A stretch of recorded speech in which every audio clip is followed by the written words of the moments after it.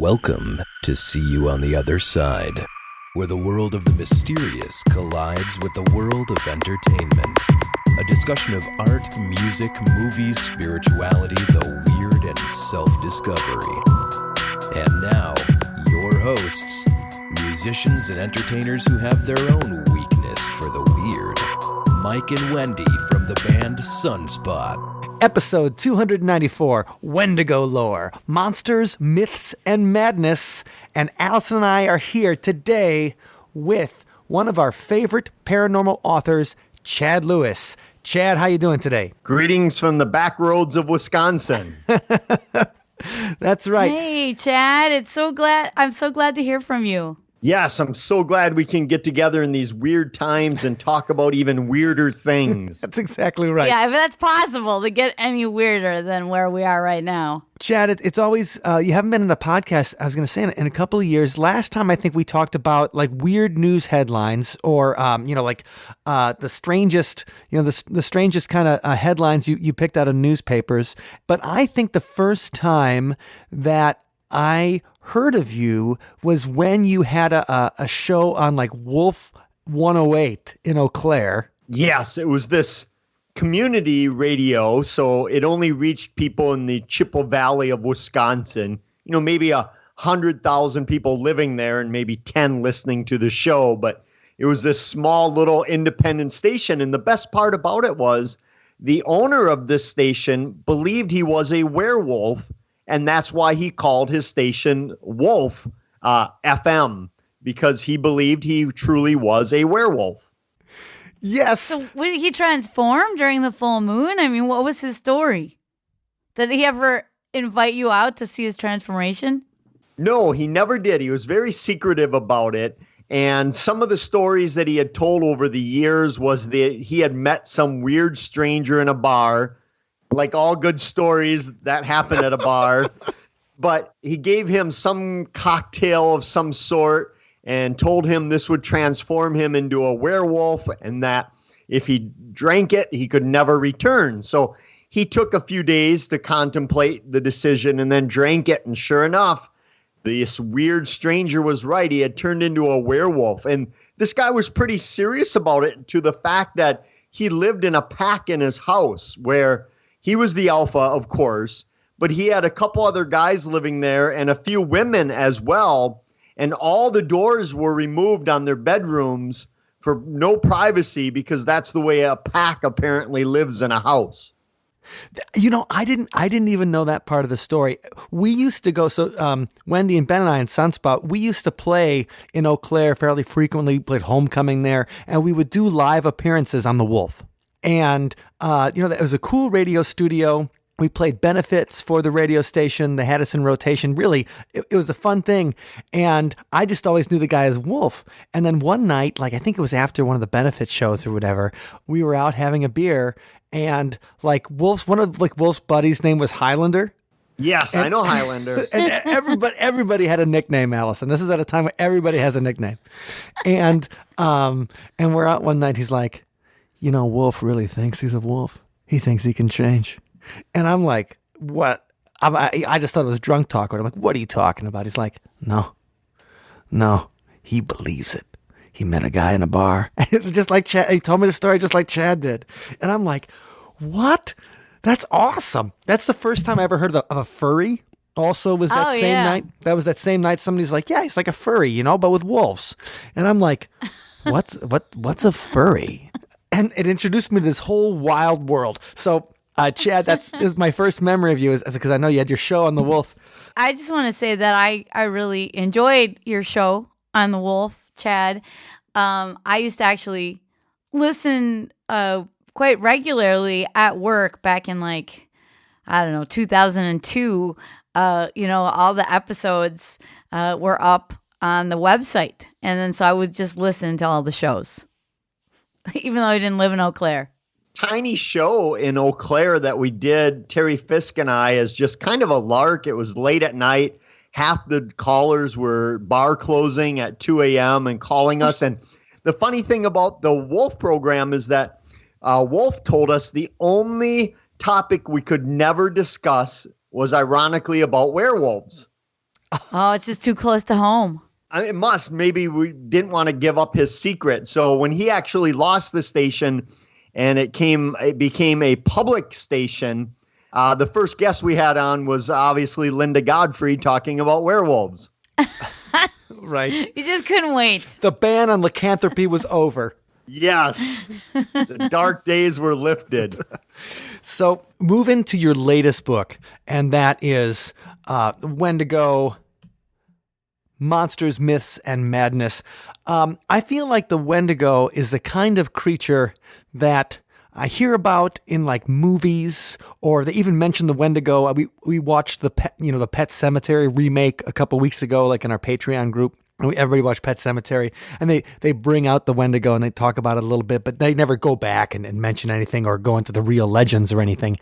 And so I realized that even though I've heard about the Wendigo, movies like Bone Tomahawk bring it up, as in, that they were, cannibalistic natives that eventually birthed the legend of the Wendigo. And, and you hear sometimes like, oh, the Skinwalker Ranch, there's Wendigo roaming around there at that secret place in Utah. It makes me think like, I don't know anything about this creature really. And so. Yeah. And maybe, Chad, you can help separate the myth from the tradition. There's a hefty Algonquin tradition, and it really has nothing to do with like the skinwalkers of the Southwest. It is very Midwestern, but I'll let you talk about it. Well, the Windigo is perhaps the most puzzling, bizarre, and terrifying legend I've ever tackled in my 20 plus years of researching folklore. And it's perhaps the oldest folklore legend of a monster in North America, and ironically, one of the least known today. And it really began with the First Nation people of Alberta and Canada. And you're talking of the Cree and Ojibwe and various other tribes that believed in this giant monster spirit legend type thing. And that's the puzzling part, because the Windigo, known by many different names and dozens of spellings of that name, really came in three different forms, which makes it even more puzzling. It could come as a spirit. A shaman could direct one to curse your area, drive away game so you would starve, bring you bad health. But it could also possess you and slowly turn you into a Windigo. But then it could also appear as a giant cannibalistic flesh and blood monster.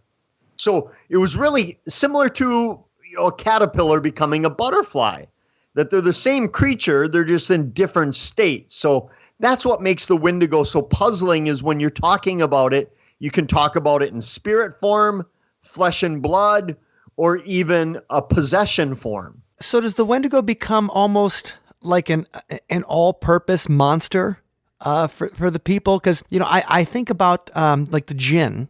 And the jinn, there's so many varieties, and there's like, and you can blame them for anything. They can have one jinn is messing around with your house, the other jinn is stuck in a lamp kind of thing. To the Wendigo, is it always a monster? Are they always something scary? Are they like an all-purpose monster for the native peoples, or is it something more specific? It was certainly a catch-all, that if game was running short during the season, it was because a Windigo scared it off, or a shaman sent a Windigo to scare it off. If someone became depressed or they became ill, they were obviously turning Windigo and possessed by the Windigo. If a stranger showed up at night to your encampment, you didn't know them, they were a Windigo. So it really was a catch-all.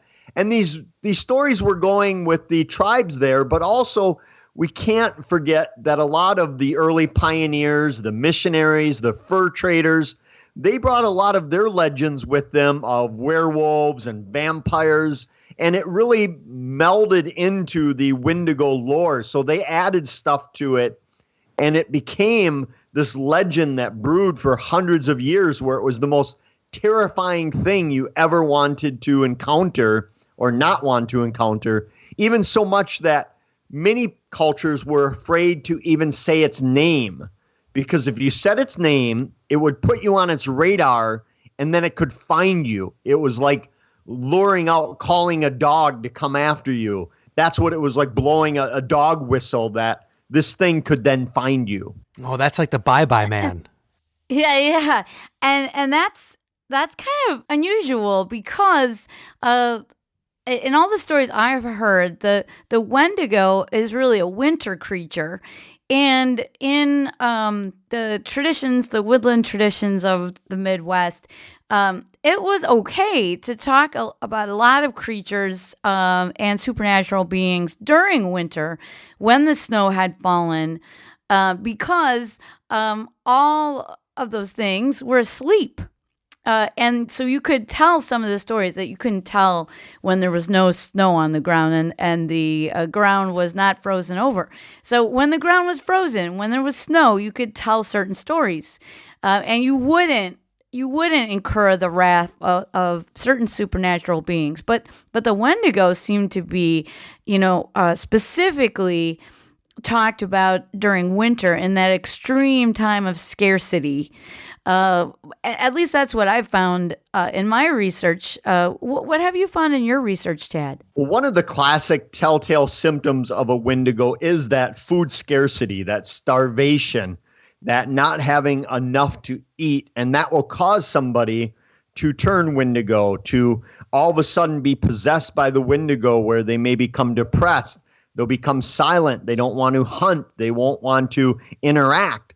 And then they'll start to view their loved ones as tasty food, like beavers and moose. And then they'll have this insatiable hunger for human flesh. And that's all thought to be brought on by famine and cold weather.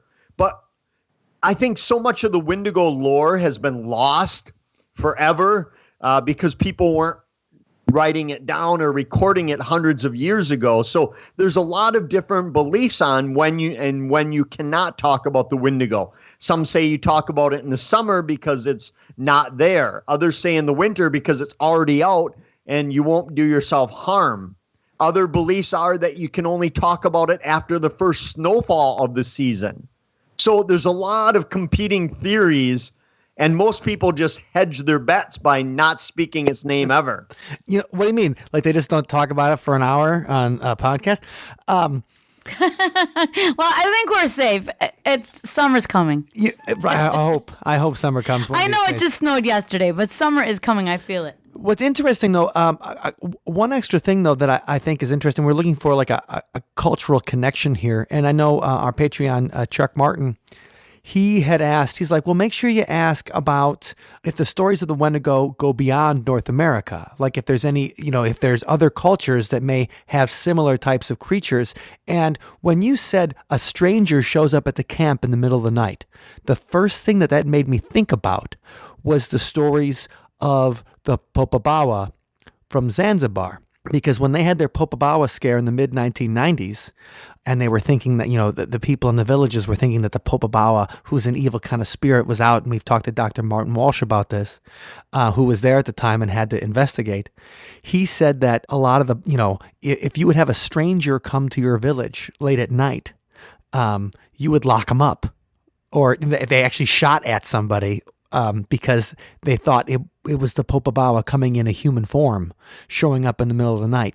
And so that was the first, I think, cross-cultural connection that I could think of, that fear of the stranger being someone in the form, being an evil monster in the form of a man, showing up in the middle of the night. Because, of course, if you're, why is that person wandering around? What do they want? What could possibly need in the middle of the night that couldn't wait till morning to come and scare the pants off you? So you can see immediately there's going to be a fear reaction and a natural suspicion for somebody showing up when everybody else should be sleeping. Well, the best advice I could have given to someone in the 16, 17, 1800s is never travel at night. Because you're right. Any suspicion was, if they didn't know you, most likely they were so terrified that they would shoot first and ask questions later, by the fact that these beliefs were that anybody traveling at night had to have some type of sinister motive. But these beliefs really were a North American belief from far western Canada all the way over to Labrador, from the Rockies in the U.S. The Great Lakes region, as we all know, is plentiful in Windigo stories. I recently did a program up near Grand Marais, Minnesota, way up by the Canadian border. Hey. And after the program, a woman came up to me in her 80s and said that as a young girl, she grew up in the area near Canada. Her father used to tell her and all the other neighbor children playing in the village that if they ever heard a kettle being banged in the woods, they needed to run home as fast as they could because that meant the Windigo was coming and banging its kettle. Because it wants to eat you. Yes, it wants to put you in the kettle.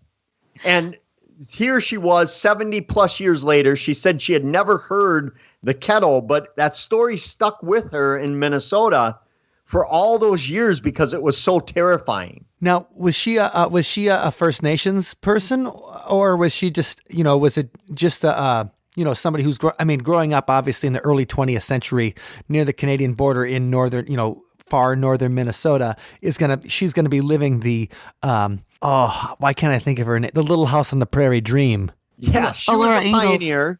Her parents were pioneers in the area. She was not, Native or First Nation blood in her.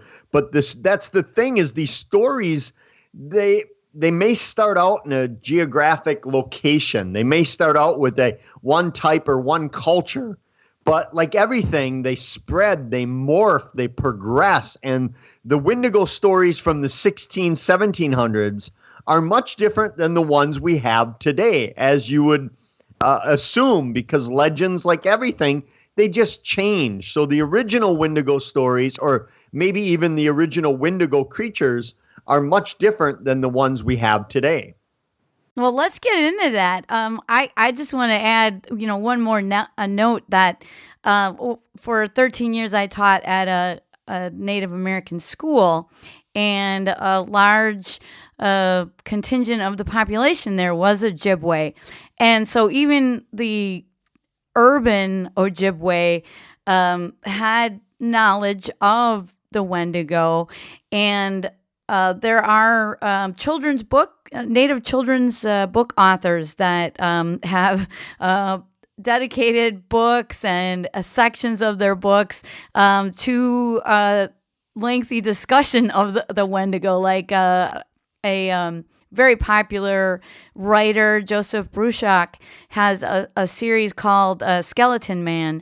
And there's a couple of books in that series, and it's about a young girl who is entrapped by a Wendigo, essentially, and how that's accomplished and how she escapes. So that's very interesting. And then also Louise Eldritch has a book called I believe that's the author's name, has a book called The Birch Bark House, and that's a coming of age series about a little girl growing up Ojibwe in the 1700s, I believe, in the Midwest. And of course, they discussed the Wendigo in there. So it was an important part of the Ojibwe culture. And so much so that at the school, I remember one assembly where the kids came in to talk with to hear a talk by elders who was telling them, an elder was telling them about the Wendigo, and actually drew a connection between Jeffrey Dahmer and the Wendigo. And he asserted that Jeffrey Dahmer was a Wendigo. And so that's just scary, but awesome. That was just interesting news. You're just sitting there at a school assembly and that comes out. So it just gives you an idea of the different cultural interpretations of events that certain groups of people have. So, but the Wendigo is just really terrifying. There were stories that I've heard about creature that they were actually people just like you and me who were just driven insane by the scarcity during winter.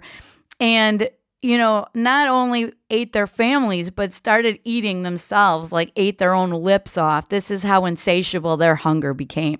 So, I mean, it's such a terrifying creature. I want to see how the stories have changed throughout the years, Chad. Well, yes, the original stories were that the Windigo, when it was in its human flesh type, flesh and bone, something you could possibly kill if you knew the right procedures. They ranged from anywhere from 8 to 30 feet or as big as they wanted to get. They're very thin, very gaunt. Many times their lips and mouth are missing because they've chewed off their own flesh. And their hunger, bite marks all over their body. And that was the flesh and blood type creature of the Windigo. Oftentimes people thought it was a shapeshifter. It was immune to the elements. Cold could not hurt it. Warmth did not hurt it unless it was fire. It could swim underwater, didn't need to breathe. It would move in a straight line because why wouldn't you if nothing's in your way that you can't move through? But these stories progress where even today there are many cultures who believe that you should not build a snowman or a snow woman in your yard because there's a tendency of it coming to life as a Windigo, much like the old belief of if you build a scarecrow, you have to take it down or burn it before Halloween, otherwise it will come to life. Wait, I never heard that. I was building snowmen with my daughter this winter. I'm not going to do that again. Well, it was the same it's the cold. It's the same with the belief that for years it was told to kids, do not eat ice because then you might be susceptible to turn to a Windigo because the ice got into your body and it may take over your heart. One of the telltale hallmarks of a Windigo is it's a heart that is encased in ice.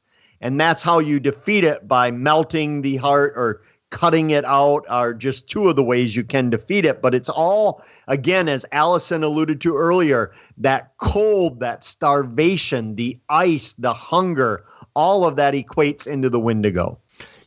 I think that's interesting there too, the idea of the heart encased in ice. That makes me think about Dante's Inferno. Because when you get to the center, like the last level of hell or whatever, like Judas is there encased in ice. We think hell is supposed to be full of fire. Hell is supposed to be hot and burning. But then the most, it's like when people say, you get to wintertime, and how many times have your friends said, like when you're freezing in the car, waiting for it to heat up, how many times you heard somebody say like, oh my God, I would rather be hot in the summer than cold in the winter. Oh, it's so bad. I'm freezing right now. And I like trying to make a deal. Like, I'd so much rather be hot than cold. And this idea that the most evil creation, the Wendigo, the most evil thing around, its heart is frozen.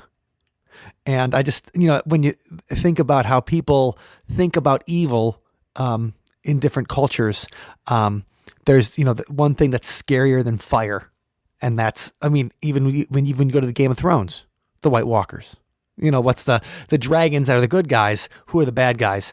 It's the ice, it's the cold, it's the death coming for you because winter is the season of it. And what's interesting about the Windigo as well is that when people were killed for being suspected to be a Windigo or turning Windigo or going Windigo, as they often called it, many times witnesses reported that they would find ice along the backbone of the person, or that their heart really had ice surrounding it, or other parts of their body had formed ice.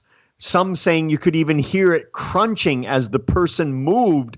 But then when they died, they would believe they found literally ice in there. And whether we think these people were misidentifying some medical disorder or they were hallucinating, they, by all accounts, actually did find ice in these bodies. So that's the puzzling part of what do we make of that, where these seemingly good witnesses found ice in people. Wow. That is, so you're saying that there are some accounts of perhaps even physical evidence of of these icing overs. Could you tell us like a particular story that you know of from that time period? Yes, one gentleman who was killed for being a Wendigo, he was turning Wendigo. And one of I think the most, perhaps the most touted story about the Wendigo in terms of sociologists, psychologists, psychiatrists, anthropologists who look at this from an academic level, they see Wendigo psychosis, or the belief someone's turning Wendigo, as nothing more than a scapegoat for those looking to get rid of their sick, their ill, their weak, or another mouth to feed. And it gave them a free pass to kill these people and then alleviate their own blame by saying they were going Wendigo. We were doing it to save the village because they would have killed everybody. But there are so many accounts of people trying to cure this person, going way out of their way for weeks when this person's telling the whole village, I'm going to kill and eat you, that they tie these people up and try to heal them. And on one account, a gentleman was unable to be healed. So what they did is they ended up getting together, and after many days of trying to revive this person, they ended up stabbing him and smashing him with an axe. But that wasn't enough. They ended up chopping off his head. That wasn't enough, so they drove stakes through the body.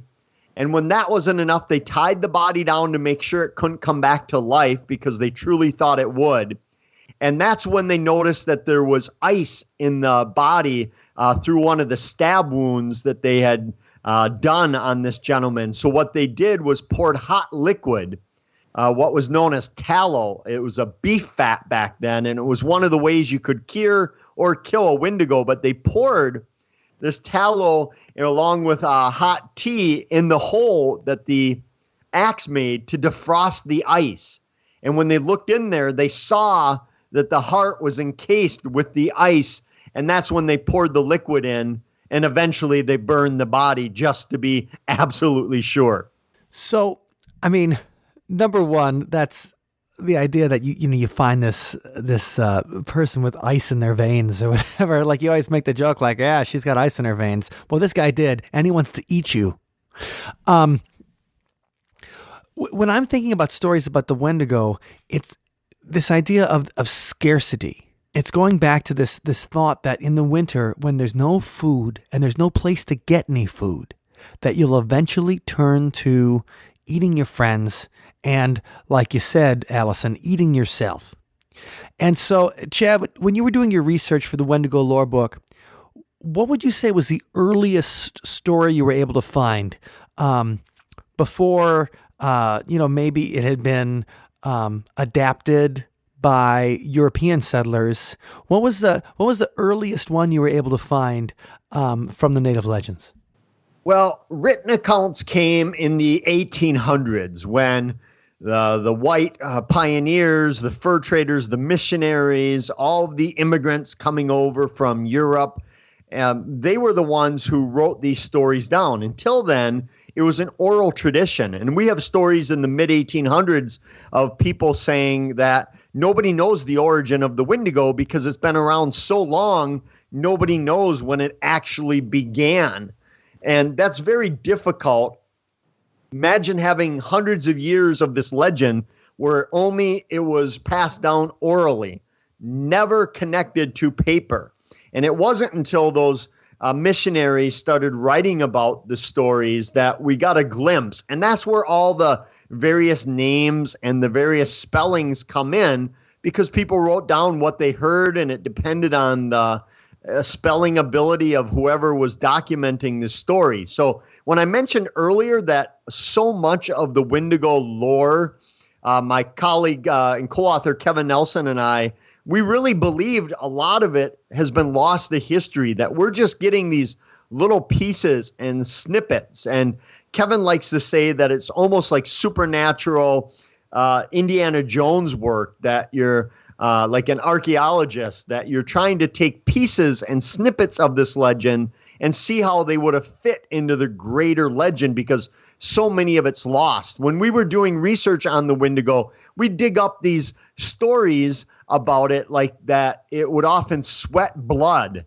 and that you could see the blood in its footprints as it ran because it was sweating. But we only found 1 or 2 stories of that. Nowhere else was that ever mentioned.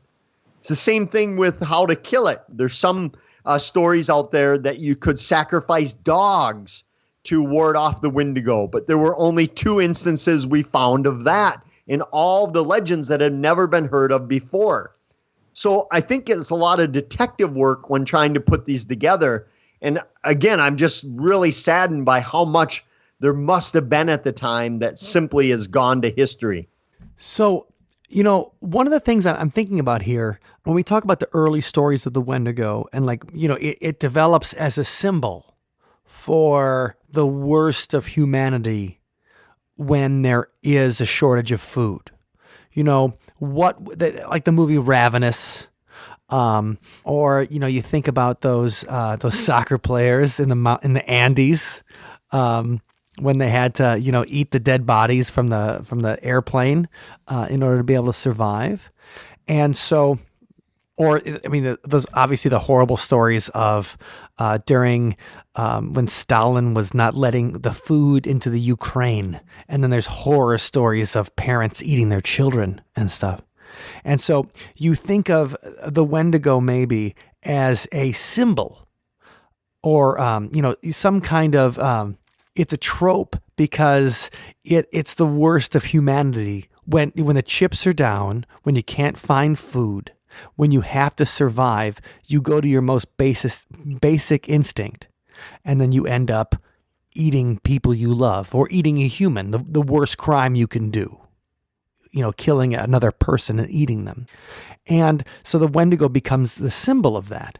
But then you're like, okay, so that's a symbol. It's like telling kids you got to behave, or Santa Claus isn't going to bring you a toy at Christmas. But then you get stories where people actually think they encountered a Wendigo. So, in your book and in your research, what do you think was the story that when you were looking through it and reading the accounts, you were like, okay, well, maybe this is more than a story. This is more than a symbol. This might be something that actually has some kind of supernatural bent. Well, I think a lot of researchers look at the Windigo legend and believe it was only done out of hunger. That's the only reason people went cannibal and ate one another, is out of no other choice. And for a lot of times that was true, but there were other times it wasn't. And perhaps if any of your listeners even know a tiny bit about the Windigo, they probably know the story of a gentleman named Swift Runner. It's perhaps the most infamous alleged Windigo cases ever. And Swift Runner was a Cree Indian living up in Alberta, Canada, north of Edmonton. And this was in the winter of 1878 into 1879. And as Allison and you both probably know, during the summer, the First Nation people would have big gatherings where they would all live among one another because food was plentiful and they was more of a community. But when winter settled in, you would often go with your family, your core family, and spread out the game and have a better chance to survive, only feeding 10 people instead of 85, 90. So Swift Runner went off with his family, which consisted of his wife, their 6 children, his mother, and his brother. And in the beginning, game was plentiful. He shot a few moose, a few deer. And as the winter went on, less and less game, they became more and more hungry. And he ended up killing his wife and the children and eating them. And many scholars look at this case of Swift Runner and say that he did it because, obviously, to survive. There was no other way. But when spring came along and all the game came back, according to Swift Runner, one of his boys, the last remaining, was still alive. And he actually did kill and consume him when other food was available. And he believed he was possessed by the Windigo. He called it the devil or the evil spirit of that time. And Swift Runner ended up killing eating 5 of his children, along with his wife, and his brother and mother probably starved or froze along with his oldest son. But that's the story most people know, because Swift Runner came back to St. Albert in Alberta in the spring of that year, claiming this terrible starvation. His entire family died. But researchers and the law at the time saw that he was this strapping man. He was over 200 pounds, 6'3". He didn't look like he was starving for the winter. He looked better than he ever had. So they went back to his winter encampment, and that's when they found all the bones scattered around, and they gathered up what they could and took him to Fort Saskatchewan, where he was tried and convicted of being a cannibal and a monstrous murderer. Wow. Oh, God, I'd never heard the story of Swift Runner before, so that guy is officially disturbed me. Yeah, it is disturbing. And my question is, from what you said there, Chad, about in the springtime, he still had one of them left, one of his sons, and he still killed and ate him. And so that makes me think that he was gradually working through his family. So, I mean, it wasn't like a quick death. It sounds like it might have been more like, it's coming. He's working through his family, and he's keeping you captive there. There's nowhere you can go anyway. And so you're kept captive by your demented father. And perhaps, as in some Wendigo stories, he's eating you gradually. Maybe an arm here, then a leg, then the other arm. I mean, what evidence do you have, what is in the official documents about the actual progression of the murders?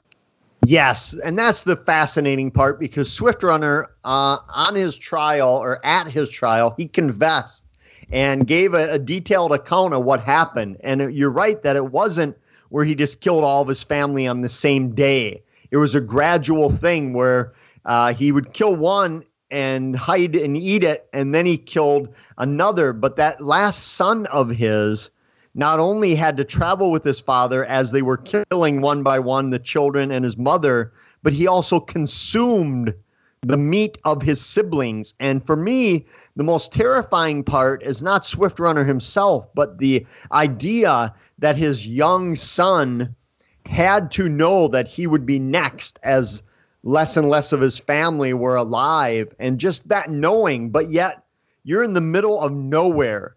You're still malnourished from a terrible winter. You're tired. You don't know where you're going. You're 9 years old. What are you going to do? Run away from your father in the middle of the woods in the middle of the night? So for me, the most terrifying and the most troubling when I was there in the woods where Swift Runner committed these gruesome acts was trying to put myself in the shoes of that young boy, and that here's the most trusted person in the world, your own parent, is this sinister monster coming after you, and the dread he must have felt going to sleep every night or just walking around. It's just hard to believe. First of all, Swift Runner is one sick bastard, number one.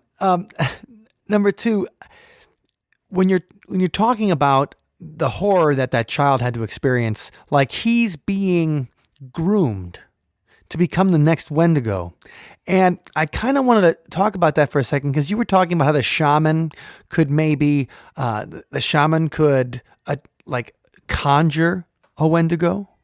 And so there was a couple of different, like you said, that the caterpillar eventually becomes a butterfly.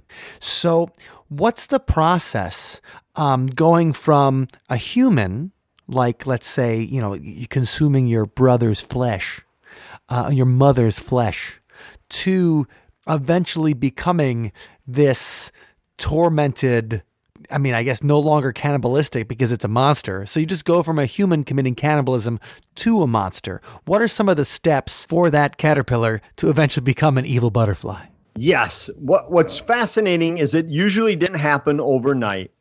And what it was is it was a battle of, I call it a battle of sanity and soul. And the fact that the Windigo would start out by taking people, and there were certain signs. One is that all of a sudden you just weren't acting like yourself, that you'd get sick, or you may not want to interact with the rest of the tribe or the encampment. And you would be depressed. Oftentimes you'd call out in groaning or pain or making odd noises.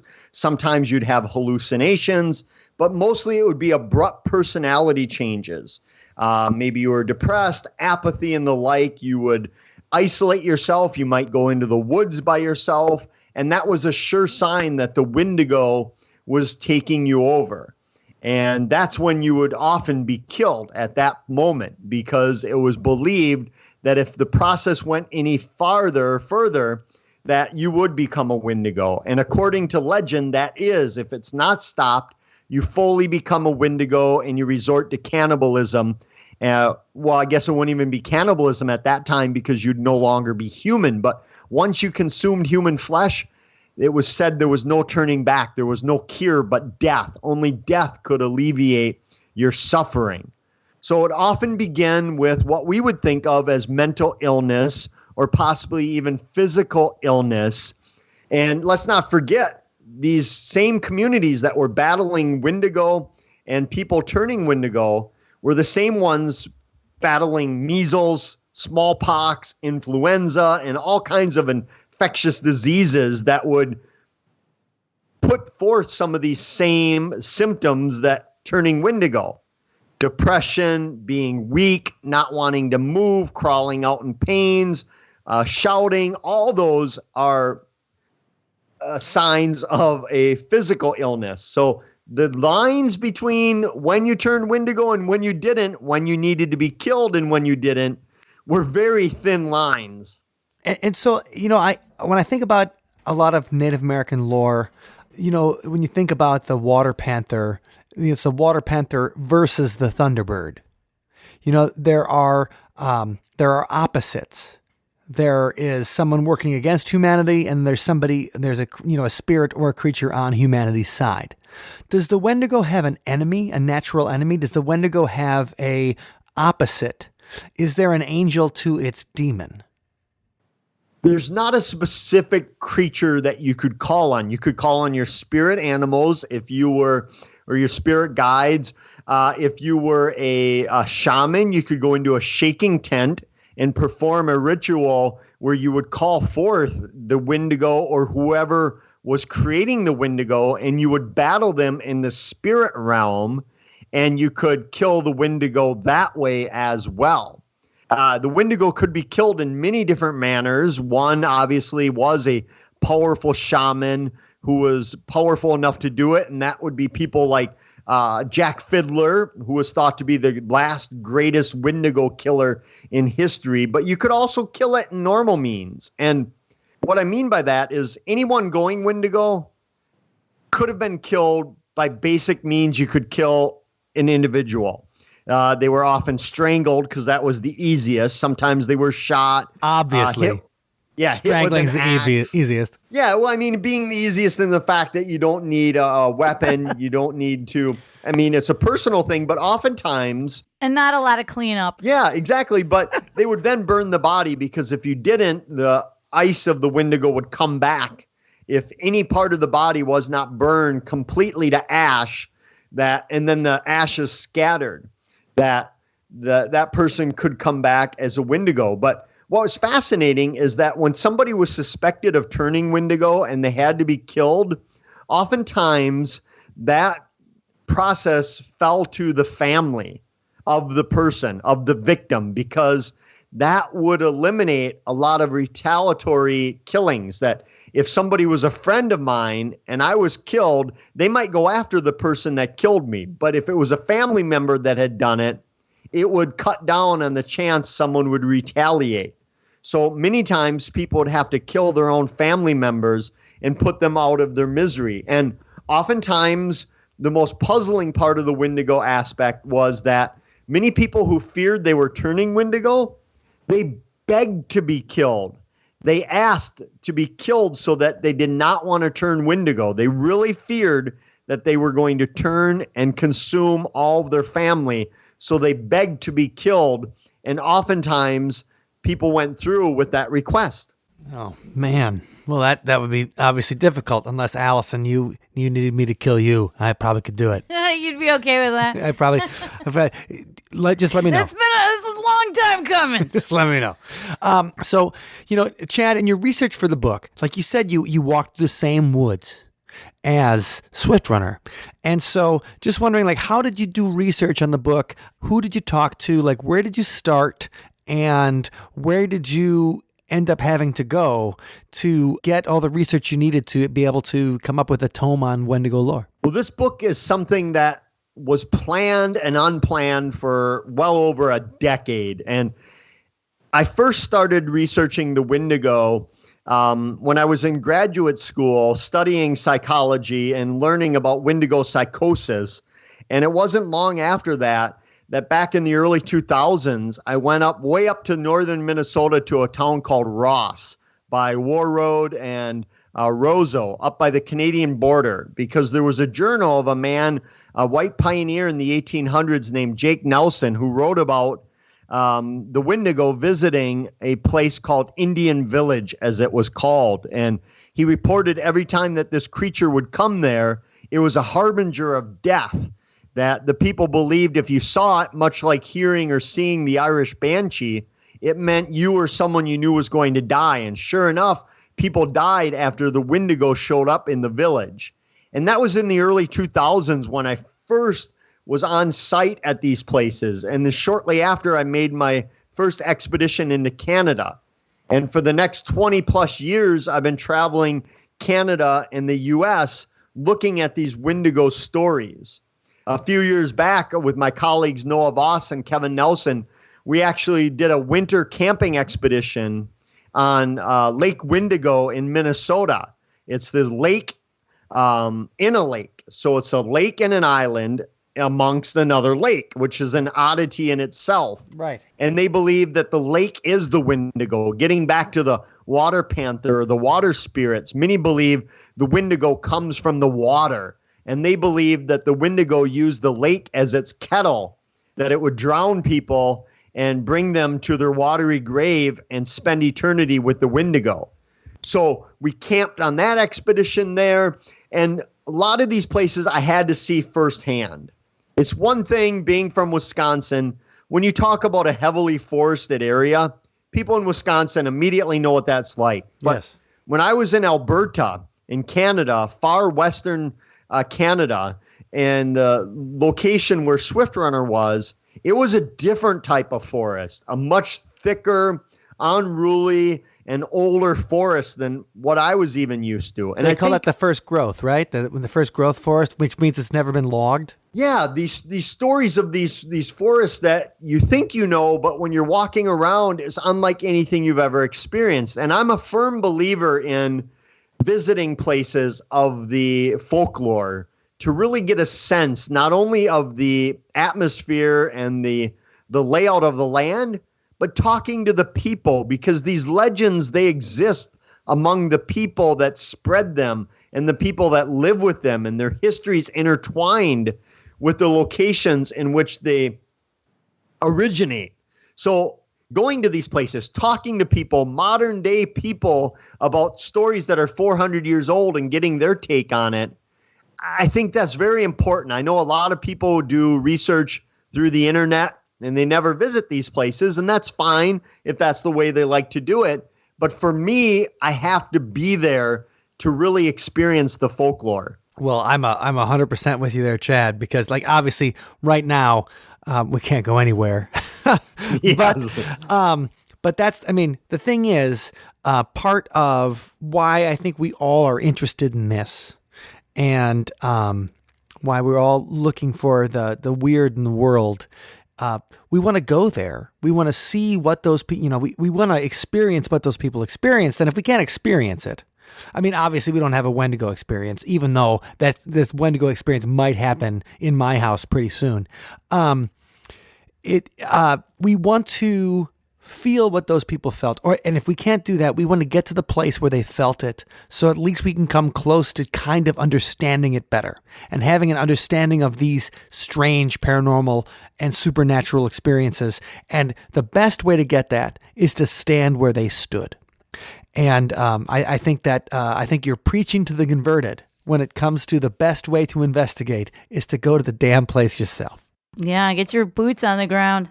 Yeah, it gives you a great idea when you're standing somewhere like Allison, when you hit all the Chicago Mothman alleged sighting sites. I mean, talk about that of just being able to say, wait a minute, they couldn't have seen it. There's a building here. Yeah. You gotta be where it all went down, or it supposedly all went down, to really see what is apparent there. And it's something that can help you understand where the witness is coming from, but it can also help out any inconsistencies when you're really there and not just being an armchair explorer. But it's also, though, like journalism or any kind of thing, is that if you want to relate the story in the best way you can, the best way to relate the story is to go to the place and give a little bit of your own interpretation of what the place is like. And then you say, okay, and here's what the claim was, because you're not just relating a story. You're going somewhere and you're trying to interpret it through a way that educates people, that makes people feel like they were there themselves. And it's hard for an experiencer to write like that because an experiencer isn't a professional author. Like we've all here, all of us here have been paid to write about something. And someone that has a paranormal experience could be just like, oh my God, I saw a UFO, it was crazy. And like, that's awesome. Yeah. But it needs to come to the filter of someone who, it needs to come to that filter so we can portray it in the best possible way. And so I think that, Chad, it's awesome that you got to go to these places. And it's funny that you're talking about Western Alberta as this place, the first growth forest. Yeah, old growth forest, is an incredible experience that maybe a lot of us haven't partaken in yet. And when we were talking a couple weeks ago, we talked to Ken Walker, and he's from Western Alberta, and he's a taxidermist that has Bigfoot experiences, and he was the one who created a Bigfoot. He created like this fake Bigfoot for these taxidermy conventions or whatever, and he goes through this entire process of doing it. But the way he talks about Western Alberta, when he's like, yeah, they haven't logged it, we don't know what's out there, this area, like you going to that place and feeling it and having that feeling of this is an alien place to me. Does that help feel like maybe this is a place where it's almost a Neil Gaiman American Gods thing. Like I'm here in a place where old spirits could be living. Well, I think what was beneficial when I was walking the woods with Kevin Nelson is that we were saying, we could imagine the Windigo living here today. Imagine 300 years ago. I mean, we have all the modern conveniences of a vehicle and protection and food and lodging and warmth, but we were still a little thrown off. And imagine people living 300 years ago. And that's the beauty of it. And when you walk to a place and you can immediately say, yeah, I see why people do not like this place. But then imagine what it was like 100, 200 years ago. It must have just been an incredibly weird time to live. Well, Chad, I got to thank you for your time today. It's always nice to hear your stories. It's always nice to read your books, and I'm a big fan of your books. And I want to encourage everybody out there to check out Wendigo Lore on Amazon. There's going to be links in the show notes, othersidepodcast.com/294. Chad, where's the website where people can find you when they want to go find? Because the thing is also, in addition to your writing, you're appearing at libraries in Wisconsin, Minnesota, Illinois, Iowa all the time. And once we can all go back outside, where's the best place they can see you live? Well, I think easiest place to find me is chadlewisresearch.com. And once things get back to normal, if you find the weirdest legend you can think of, most likely that's where you'll find me.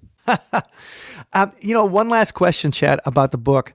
How would you, like you said, you've been working on this and you've gone to these places over the past decades, and I've never heard about did you say called a Wendigo Psychosis? Is that an actual thing? That's not an actual thing in a DSM-5 or whatever, is it?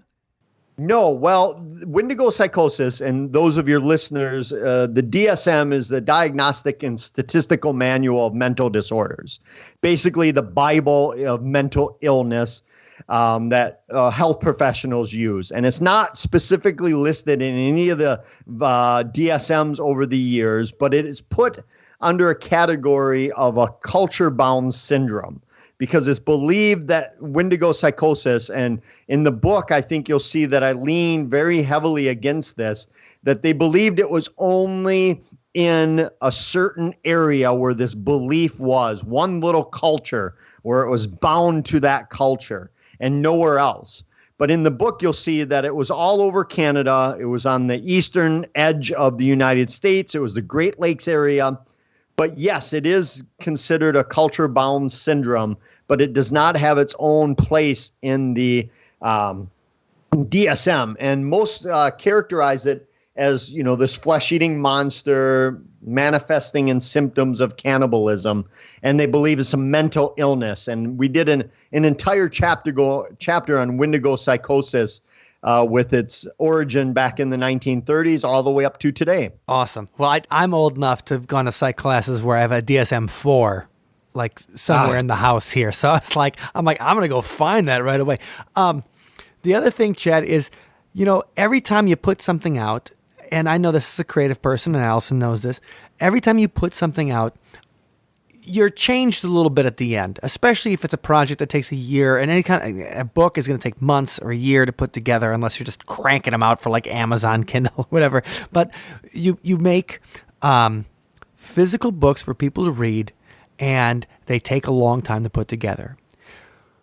Would you, thinking of the creative process, is there anything that has changed in your perspective or ideas or beliefs from when you started the first word of this book to when you printed it? Just wondering if this book has changed any of your personal beliefs at all in how you approach investigation or how you believe about the world. I really fell in starting this out. Both Kevin and I, we stuttered quite a bit with it, of stopping it, thinking it was too big, too complex, too puzzling.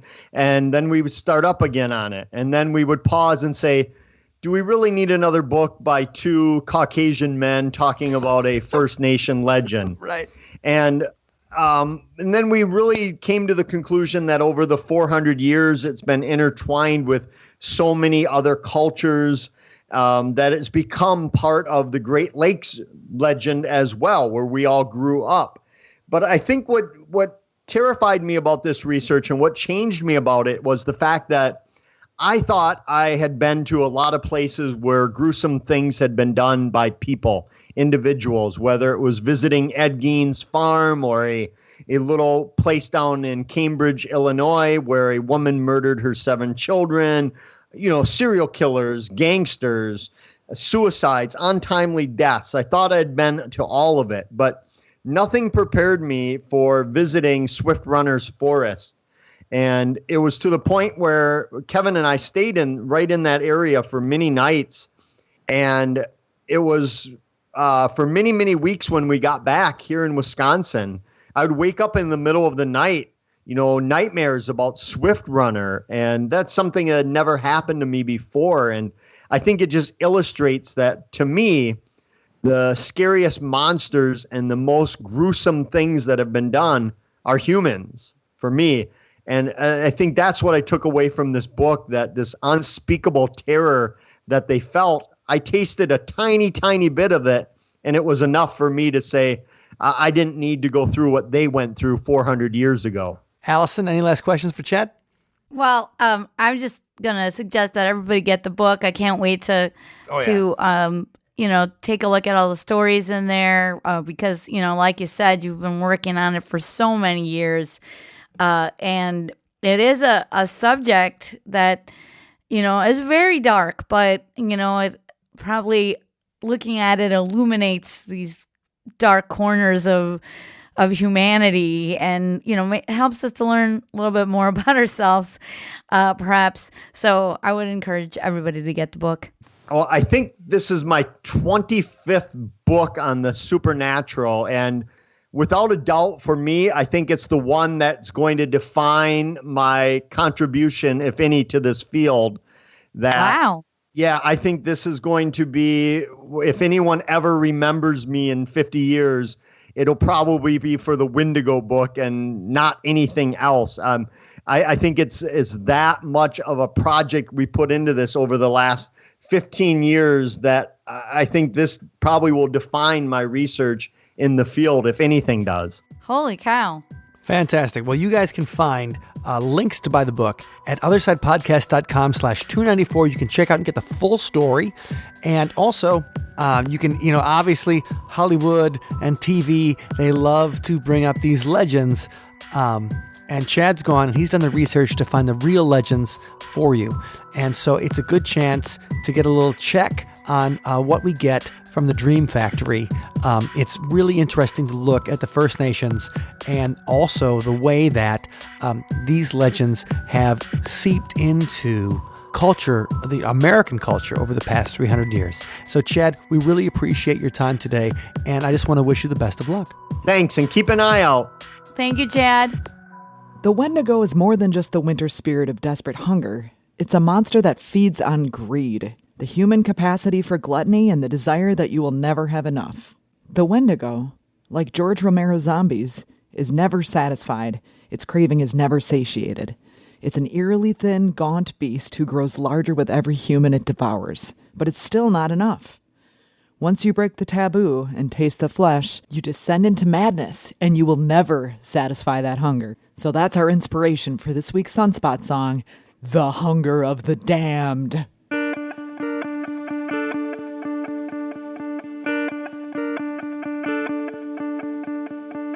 I can hear its call in the scream of the cold. I can feel it crawl, an infection in my soul. A little voice deep inside, you'd rather eat than die. Find a way to justify as the hunger takes hold.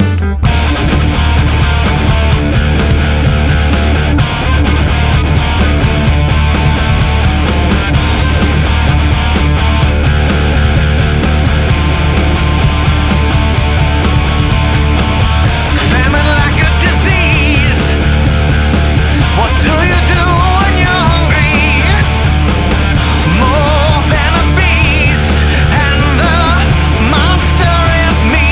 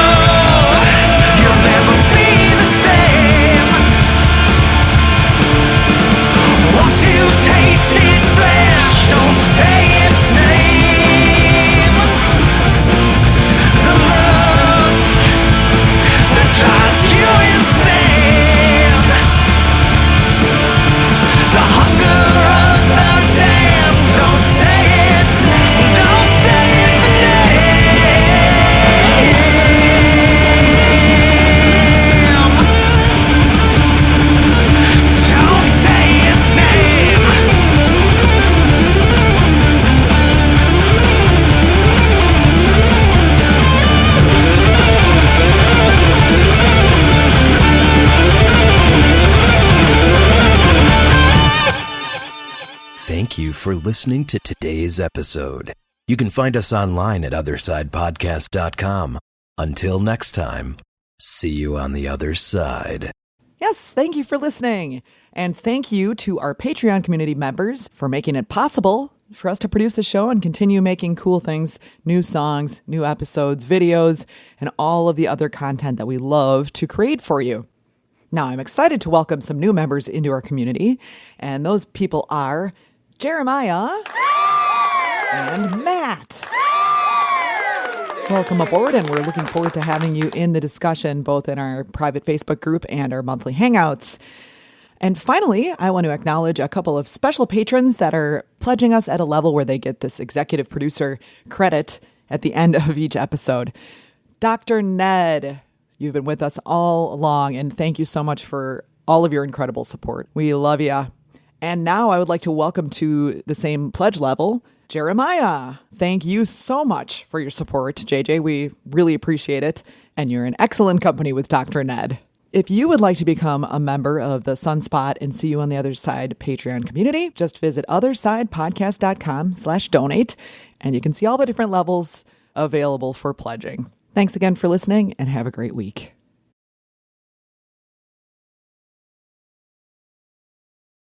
It's the ice, it's the cold, it's the death coming for you because winter is the season of it.